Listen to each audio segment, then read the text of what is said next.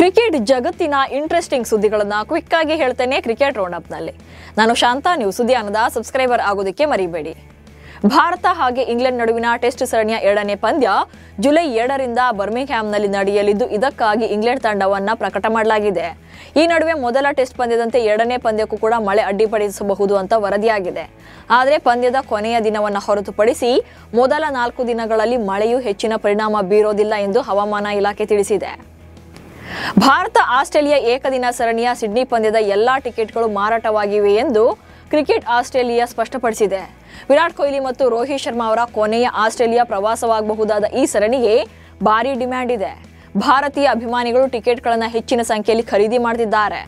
October, ನವೆಂಬರ್ನಲ್ಲಿ Australia ಪ್ರವಾಸ ಕೈಗೊಳ್ಳಲಿದ್ದು, ಈ ಸರಣಿಯು ಟೆಸ್ಟ್ ಮತ್ತು T20 ಪಂದ್ಯಗಳಿಂದ ನಿವೃತ್ತರಾಗಿರುವಂತಹ ಕೊಹ್ಲಿ ಮತ್ತು ರೋಹಿತ್ ಅವರಿಗೆ ಮಹತ್ವದ್ದಾಗಿದೆ. ಲೀಡ್ಸ್ನಲ್ಲಿ ಇಂಗ್ಲೆಂಡ್ ವಿರುದ್ಧ ನಡೆದ ಮೊದಲ ಟೆಸ್ಟ್ ಪಂದ್ಯದಲ್ಲಿ ಭಾರತ ಅನುಭವಿಸಿದಂತ 5 ವಿಕೆಟ್ಗಳ ಸೋಲಿನ ಬಗ್ಗೆ ಟೀಂ ಇಂಡಿಯಾದ ಮಾಜಿ ಅನುಭವಿ ಆಫ್ ಸ್ಪಿನ್ನರ್ ರವಿಚಂದ್ರನ್ ಅಶ್ವಿನ್ ವಿಶ್ಲೇಷಣೆ ಮಾಡಿದ್ದಾರೆ.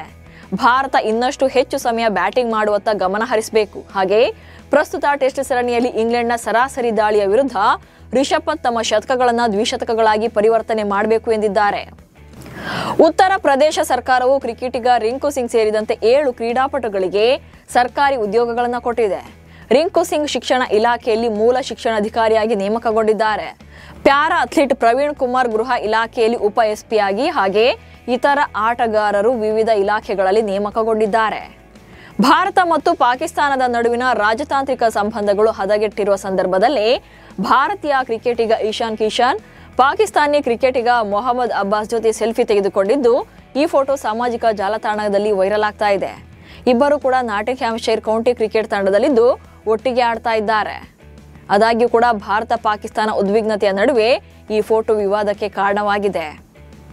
ಮೇಜರ್ ಲೀಗ್ ಕ್ರಿಕೆಟ್ ಟೂರ್ನಿಯಲ್ಲಿ ಸಿಯಾಟಲ್ ಓರ್ಕಾಸ್ ತಂಡದ ಭಾಗವಾಗಿರುವಂತಹ ಡೇವಿಡ್ ವಾರ್ನರ್ ಸ್ಯಾನ್ ಫ್ರಾನ್ಸಿಸ್ಕೋ ಯೂನಿಕಾರ್ನ್ಸ್ ವಿರುದ್ಧದ ಮ್ಯಾಚ್ನಲ್ಲಿ ಅತ್ಯುತ್ತಮ ಫೀಲ್ಡಿಂಗ್ ಮೂಲಕ 2 ಕ್ಯಾಚ್ಗಳನ್ನು ಹಿಡಿದಿದ್ದರು. ಈ ಕ್ಯಾಚ್ಗಳೊಂದಿಗೆ ಡೇವಿಡ್ ವಾರ್ನರ್ T20 ಕ್ರಿಕೆಟ್ನಲ್ಲಿ 200 ಕ್ಯಾಚ್ಗಳ ಸಾಧನೆ ಮಾಡಿದ್ದಾರೆ. ಇದರೊಂದಿಗೆ ಅಂತಾರಾಷ್ಟ್ರೀಯ ಕ್ರಿಕೆಟ್ನಲ್ಲಿ 200+ ಹಾಗೆ T20 ಕ್ರಿಕೆಟ್ನಲ್ಲಿ 200 ಕ್ಯಾಚ್ಗಳನ್ನು ಹಿಡಿದ ವಿಶ್ವದ ಏಕೈಕ ಫೀಲ್ಡರ್ ಎಂಬ ವಿಶ್ವ ದಾಖಲೆಯನ್ನು ತಮ್ಮದಾಗಿಸಿಕೊಂಡಿದ್ದಾರೆ. ಕೊಲಂಬೋದಲ್ಲಿ ನಡೀತಾ ಇರುವಂತಹ ಶ್ರೀಲಂಕಾ ಹಾಗೆ ಬಾಂಗ್ಲಾದೇಶ ನಡುವಿನ 2ನೇ ಟೆಸ್ಟ್ ಪಂದ್ಯದಲ್ಲಿ ಆತಿಥೇಯ ತಂಡ ಬಿಗಿ ಹಿಡಿತ ಸಾಧಿಸಿದೆ. 2ನೇ ದಿನದಾಟದ ಅಂತ್ಯಕ್ಕೆ ಲಂಕಾ ತಂಡ 43 ರನ್ಗಳ ಇನ್ನಿಂಗ್ಸ್ ಮುನ್ನಡೆ ಸಾಧಿಸಿದ್ದು, ಈ ಲೀಡ್ ಅನ್ನು ಹೆಚ್ಚಿಸಿಕೊಳ್ಳುವಂತ ತವಕದಲ್ಲಿದೆ.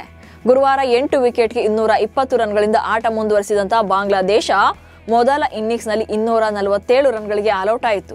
2ನೇ ದಿನದಾಟದ ಅಂತ್ಯಕ್ಕೆ ಶ್ರೀಲಂಕಾ ತಂಡ 2 ವಿಕೆಟ್ ನಷ್ಟಕ್ಕೆ 290 ರನ್ಗಳನ್ನು ಕಲೆ ಹಾಕಿದ್ದು 43 ರನ್ಗಳ ಮುನ್ನಡೆ ಸಾಧಿಸಿದೆ.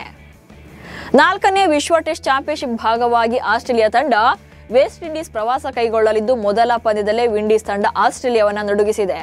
ಬಾರ್ಬಡೋಸ್ನಲ್ಲಿ ನಡೀತಾ ಇರುವಂತಹ ಮೊದಲ ಟೆಸ್ಟ್ನಲ್ಲಿ ವೆಸ್ಟ್ ಇಂಡೀಸ್ ಬೌಲರ್ಗಳು ಮಿಂಚಿನ ಪ್ರದರ್ಶನ ನೀಡಿದ್ದಾರೆ. ಆಸ್ಟ್ರೇಲಿಯಾ ತಂಡ ಕಳೆದ 30 ವರ್ಷಗಳಲ್ಲಿ ಮೊದಲ ಇನ್ನಿಂಗ್ಸ್ನಲ್ಲಿ ವೆಸ್ಟ್ ಇಂಡೀಸ್ ವಿರುದ್ಧ ಅತ್ಯಂತ ಕಡಿಮೆ ಸ್ಕೋರ್ ದಾಖಲು ಮಾಡಿದೆ. ಆಸ್ಟ್ರೇಲಿಯಾ 180 ರನ್ಗಳಿಗೆ ಆಲ್ಔಟ್ ಆಯಿತು.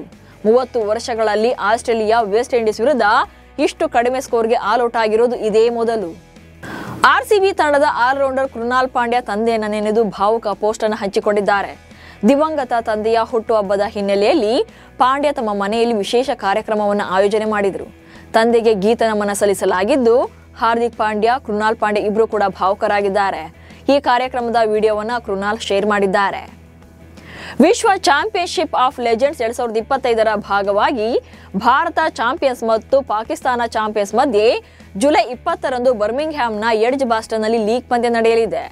ಭಾರತ ತನ್ನ ಮೊದಲ ಪಂದ್ಯದಲ್ಲಿ ಪಾಕ್ ತಂಡದ ವಿರುದ್ಧ ಸೆಣಸಾಟ ನಡೆಸಲಿದ್ದು, ಅನಂತರ ದಕ್ಷಿಣ ಆಫ್ರಿಕಾ, ಆಸ್ಟ್ರೇಲಿಯಾ, ಇಂಗ್ಲೆಂಡ್ ಮತ್ತು ವೆಸ್ಟ್ ಇಂಡೀಸ್ ತಂಡಗಳ ವಿರುದ್ಧ ಫೈಟ್ಗಿಳಿಯಲಿದೆ.